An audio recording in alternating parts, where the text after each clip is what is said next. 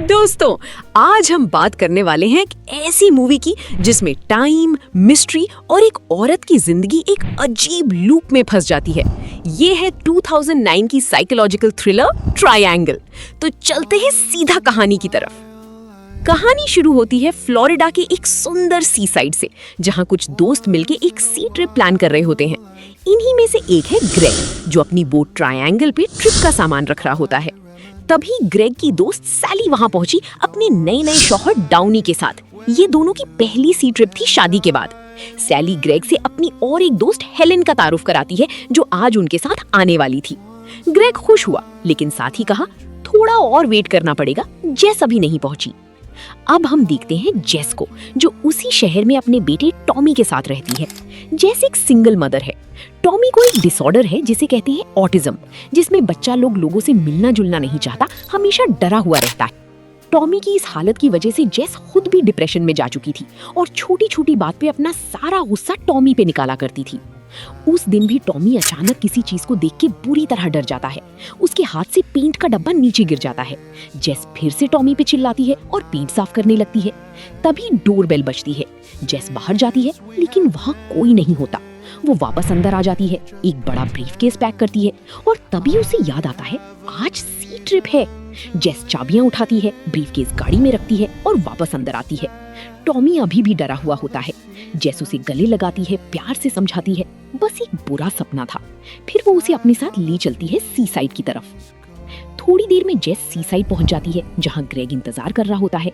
Greg का दोस्त Victor notice करता है कि जेस कुछ परेशान लग रही है। वो पूछता है टॉमी साथ क्यों नहीं आया। जेस सीधा जवाब देती है आज टॉमी की स्कूल में फंक्शन था, इसलिए वो नहीं आ सका। फिर ग्रेग आता है और जेस उसे देख के काफी इमोशनल हो जाती है। ग्रेग उसे बाकी सबसे मिलवाता है और जल्दी ही उनकी बोट ट्रायंगल समुद्र में निकल पड़ती है। बोट पे आते ही जेस की आंखें लग जाती हैं और उसे एक सपना आता है जिसमें वो खुद को एक बीच के किनारे पड़ी हुई देखती है।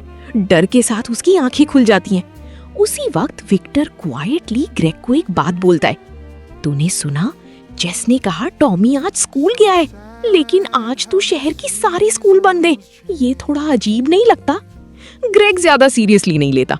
विक्टर, टॉमी एक स्पेशल चाइल्ड है, शायद उसका स्कूल अलग हो। इतने में जेस भी डेक पे आ जाती है और बोट चलाने लगती है। लेकिन तभी दूर समुद्र में एक तूफान उठता दिख जाता है। ग्रेग ने सबको तुरंत लाइफ जैकेट्स पहनने को कहा और खुद ट्रांसमीटर से कोस्ट गार्ड से कांटेक्ट किया। ग्रेग ने उन्हें तूफान के बारे में बताया, लेकिन कोस्ट गार्ड का जवाब था हमें तो कोई तूफान नजर नहीं आ रहा। ग्रेग हैरान हुआ और तभी ट्रांसमीटर से एक लड़की की आवाज आई। वो आवाज दर्द में थी, घबराहट से भरी थी। वो बोल रही थी वो सबको मार देगा, प्लीज मुझे बचाओ, जल्दी करो। ग्रेग ने पूछा तुम कौन हो, कहां से बोल रही हो? लेकिन लाइन कट हो गई और उसी वक्त वो तूफान तेजी से बोट की तरफ बढ़ा और देखते ही देखते बोट पूरी तरह पलट गई। अगले ही पल बोट पे सवार सारे लोग समुद्र में जा गिरे और अपनी जान बचाने के लिए हाथ पैर मारने लगी। थोड़ी देर में तूफान थम गया, लेकिन बोट बिल्कुल तबाह हो चुकी थी, उल्टी पड़ी थी पानी में। जो लोग बची थी वो तेजी से उस पलटी हुई बोट पे चढ़ गए और तभी उन्हें पता चला हेलन नजर नहीं आ रही, वो तूफान में खो गई थी। सैली फूट फूट के रोने लगी। डाउनी ने उसे संभाला और कहा हमने अभी उसकी लाश नहीं देखी, शायद वो अभी भी जिंदा हो। सब मिलकर मदद का इंतजार करने लगी और तभी जेस की नजर दूर से आती एक बहुत बड़ी शिप पे पड़ी। विक्टर और बाकी सबने भी शिप देखी और खुशी से चिल्लाने लगी। शिप उनकी करीब आती गई। उसका नाम था एओलस। डेक पे एक इंसान खड़ा दिखा, लेकिन तेज धूप की वजह से चेहरा साफ नजर नहीं आया। जैसे ही शिप करीब आई, सब तेजी से उस पे चढ़ गई। जिंदा बचने की खुशी थी, लेकिन जेस शिप पे आते ही कुछ अजीब महसूस करने लगी। विक्टर क्रू मेंबर्स ढूंढने लगा, लेकिन शिप पे उनकी सिवा कोई भी नहीं था। सब दोस्त शिप के कॉरिडोर में पहुंचे। वो इंसान जो डेक पे दिखा था वो भी गायब था।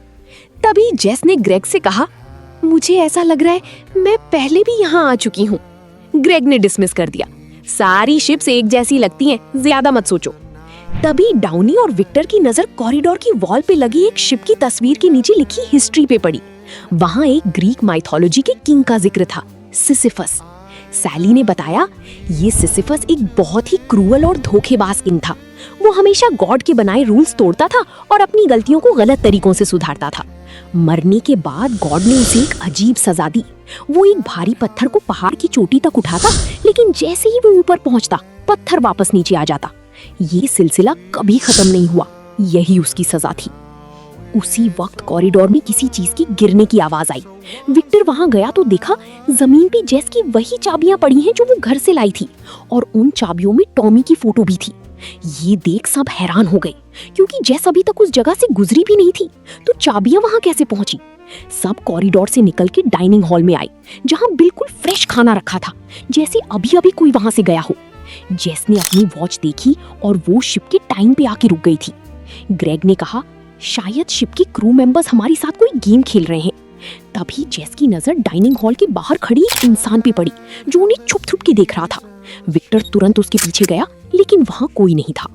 ग्रेग ने सैली और डाउनी को डाइनिंग हॉल में रुकने को कहा और खुद जेस के साथ क्रू मेंबर्स ढूंढने निकल गया।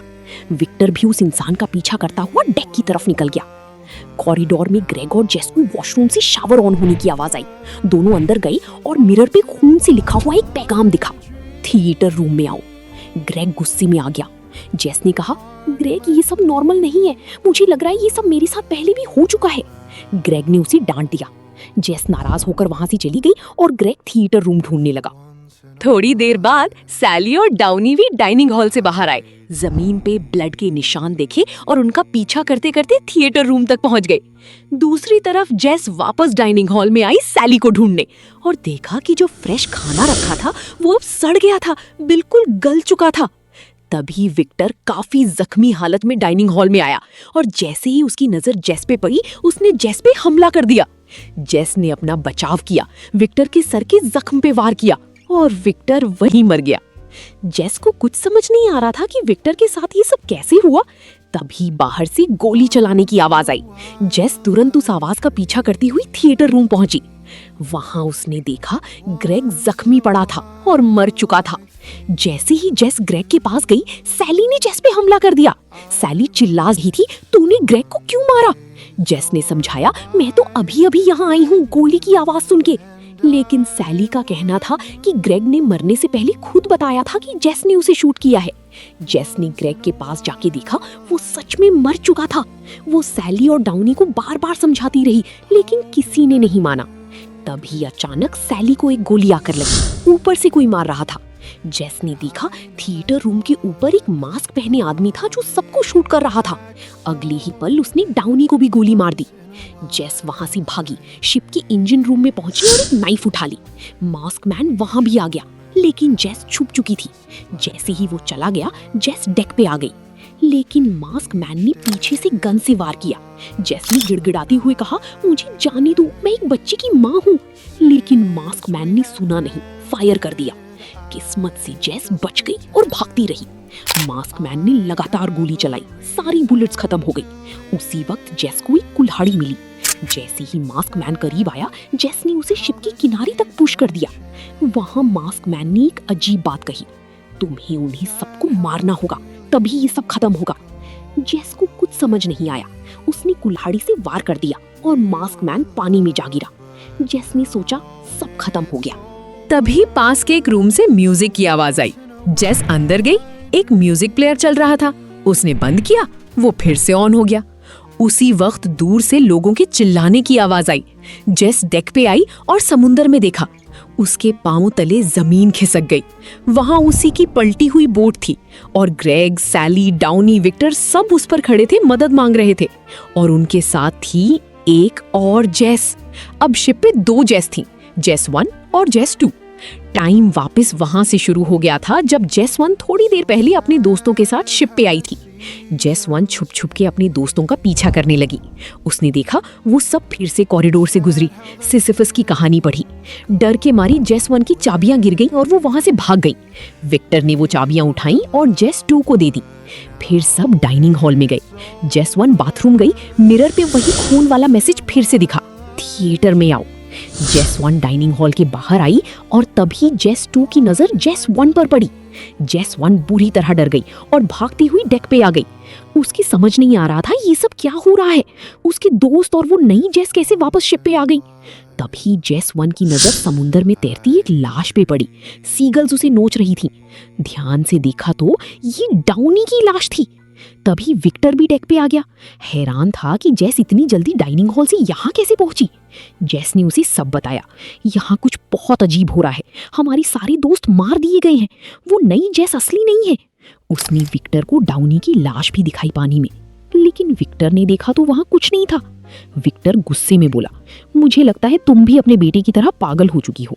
जेस ने उसे रोकने की कोशिश की, तभी डेक की एक आयरन रॉड विक्टर के सर में घुस गई। विक्टर बुरी तरह जख्मी हो गया। जेस डर की भागी, इंजन रूम में आई। वहां बहुत सारे पेपर्स बिखरे पड़े थे। उसने पढ़ा, सबको मार दो। जेस ने वो पेपर्स पढ़े और फिर एक पेपर उठा के खुद वही अल्फाज लिखे। लिखावट बिल्कुल उसकी अपनी थी। मतलब ये सारे पेपर्स जेस ने खुद लिखे थे, बार बार कई बार। वहाँ कोट्स और गन्स भी पड़ी थी। जेस ने एक गन उठाई और दिमाग में अजीब अजीब ख्याल आने लगे। तभी उसकी नजर ढेरों लॉकेट्स पे पड़ी। करीब जाके देखा, सारे लॉकेट्स जेस के अपने थे। हर एक पे टॉमी की तस्वीर लगी थी और उसी वक्त उसका एक और लॉकेट वहाँ आ गिरा। अब जेस के लिए सब क्रिस्टल क्लियर हो गया। वो एक टाइम लूप में फंस चुकी है, एक ऐसा लूप जिसमें एक ही पैटर्न बार बार रिपीट हो रहा है। वो पहले भी कई बार यहाँ आ चुकी थी और हर बार यही सब हुआ था। अब जेस ने सोचा इस लूप को कैसे तोड़ा जाए। उसने गन उठाई, कुछ बुलेट्स ली और अपने दोस्तों को बचाने के लिए बाहर निकल पड़ी। उसने ठान लिया था, अगर लूप तोड़ना है तो पहले सबको बचाना होगा, तब मिलके शिप से निकलना होगा। जेस डाइनिंग हॉल में आई। जख्मी विक्टर वहां था। तभी जेस 2 भी आ गई। जेस 1 ने तुरंत गन जेस 2 पे तान ली। उसे मारना चाहती थी ताकि बाकी सब बच सके, लेकिन वो ट्रिगर नहीं खींच पाई। जेस 2 भाग गई। विक्टर ने अपनी आंखों से सब देख लिया। अब वो मान गया। जेस 1 ने विक्टर से कहा, तुम यहाँ रुको, मैं बाकी दोस्तों को लेकर आती हूँ, फिर हम सब मिलके इस शिप से निकलेंगे। जेस सीधा थिएटर पहुंची। ग्रेग पहले ही मर चुका था। जेस ने तुरंत मास्क मैन पे फायर किया और सैली और डाउनी को वहां से निकाल लाई। डाउनी को गन देते हुए बोली, तुम दोनों यहाँ रुको, मेरे सिवा किसी पे भरोसा मत करना जब तक मैं वापस ना आ जाऊं। फिर वो विक्टर को लाने वापस डाइनिंग हॉल गई, लेकिन विक्टर गायब हो चुका था। जमीन पे ब्लड के निशान थे। जेस उनका पीछा करती हुई डेक पे पहुंची, लेकिन विक्टर कहीं नजर नहीं आया। तभी नीचे से गोली चलाने की आवाज आई। डाउनी था, किसी पे फायर कर रहा था। और तभी वो मास्क मैन अचानक अपना मास्क उतार देता है और जेस की होश उड़ा देने वाला सच सामने आया। वो मास्क मैन कोई और नहीं, जेस खुद थी। ये नई जेस यानी जेस 3 सैली और डाउनी के सामने आई और उन्हें एक रूम में ली गई। वहां उसने चाकू से डाउनी का गला काट दिया और सैली को भी जख्मी कर दिया। सैली किसी तरह भाग निकली। बाहर जेस 1 ने उसे रोकने की कोशिश की, लेकिन सैली इतना डर चुकी थी कि सीधी कंट्रोल रूम में पहुंची और ट्रांसमीटर से कोस्ट गार्ड को हेल्प मांगने लगी। जेस भी कंट्रोल रूम पहुंची और तभी ट्रांसमीटर पे ग्रेग की आवाज आई। और यहाँ एक और बात खुली। वो लड़की जो पहले ग्रेग को ट्रांसमीटर पे सुनाई दी थी, जिसने कहा था वो सबको मार देगा, मुझे बचाओ, वो सैली ही थी। यही वो मूवमेंट था। लाइन कट हो गई। जेस तेजी से सैली के पीछे डेक पे पहुंची और जो उसने देखा वो सहना मुश्किल था। डेक पे सैली की बहुत सारी लाशें पड़ी थी। सीगल्स उन्हें नोच रही थी। मतलब सैली पहले भी कई बार मर चुकी थी इस लूप में, बार बार। जेस जिंदा सैली के पास गई। इस बार मैं तुझे बचा लूंगी। तभी नीचे से लड़ने की आवाजें आईं। जेस ने देखा मास्क वाली जेस और नई जेस के बीच फाइट हो रही थी और अगले ही पल नई जेस ने मास्क वाली जेस को मार के उसकी लाश समुंदर में फेंक दी। और जैसे ही ऐसा हुआ, वो दोस्त फिर से एक नई जेस के साथ शिप के करीब आने लगी। अब जेस को पूरी पिक्चर समझ आ गई। लूप ऐसा काम करता है, जब भी एक नई जेस अपने दोस्तों के साथ शिप पे आती है, शिप पे पहले से मौजूद मास्क वाली जेस उसके सारे दोस्तों को मार डालती है। फिर जब वो नई जेस को मारने जाती है, नई जेस उसे ही मार के समुद्र में फेंक देती है। लूप फिर शुरू, और यही सिलसिला खत्म होने का नाम नहीं लेता। लेकिन जेस को याद आया, पहली बार जब उसने मास्क वाली जेस पे कुल्हाड़ी से वार किया था, वो मरी नहीं थी, जिंदा समुंदर में गई थी। यानी लूप का दौर ही नहीं खुला था। लूप फिर शुरू हो गया और जेस बुरी तरह टूट गई। वो भागी कंट्रोल रूम की तरफ। जेस कंट्रोल रूम में आई और शिप को रोकने की पूरी कोशिश की ताकि वो बोट तक वापस जा सके, लेकिन बोट बहुत दूर जा चुकी थी। और तब जेस ने एक खतरनाक फैसला किया। इस बार वो नई जेस और अपने दोस्तों को बचाने की बजाय मार डालेगी और जब लूप दोबारा शुरू हो तो वो अपने दोस्तों को शिप पे आने ही नहीं देगी बल्कि उनके साथ वापस बोट पे चली जाएगी। प्लान के मुताबिक जेस ने बाथरूम में जाके खून से मिरर पे लिखा गो टू द थिएटर और शावर ऑन कर दिया ताकि दोस्तों को थिएटर की तरफ भेजा जा सके। फिर उसने सारी लाशें समुंदर में फेंक दी, डेक साफ कर दिया। लूप फिर शुरू हुआ। जेस ने कोट पहनी, मास्क लगाया, गन उठाई और थिएटर की तरफ चल पड़ी। थिएटर में सैली और डाउनी पहले से मौजूद थे। ग्रेग भी आ गया।